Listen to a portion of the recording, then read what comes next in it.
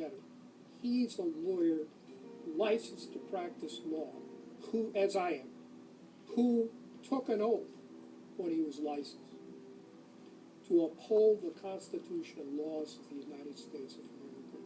With his signature on the spending bill also came Obama's first signing statement, a presidential declaration freeing him from following some of the bill's contents. I believe in the Constitution and I will obey the Constitution of the United States. We're not going to use signing statements as a way of doing an end run around Congress. All right? He also promised that he would call on Congress to take at least 5 days to read new legislation before it was voted on.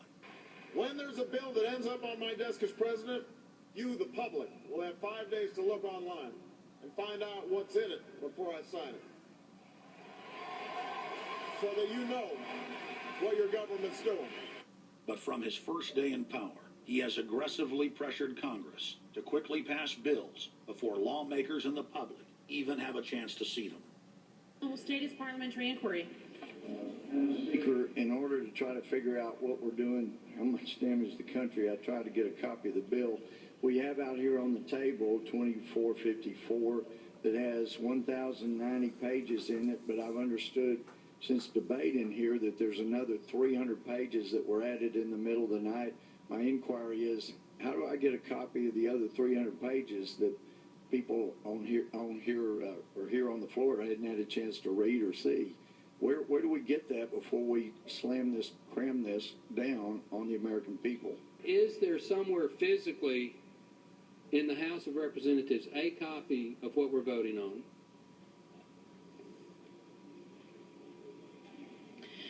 The gentleman has not stated a parliamentary inquiry that the chair can answer.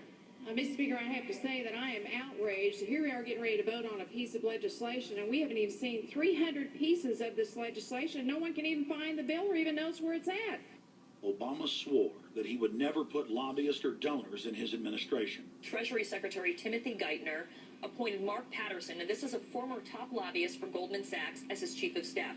And then last week there was a lot of buzz over William Lynn. He was appointed to the #2 position at the Defense Department. William Lynn, also a former top lobbyist for Raytheon, which is one of the 5 largest defense contractors.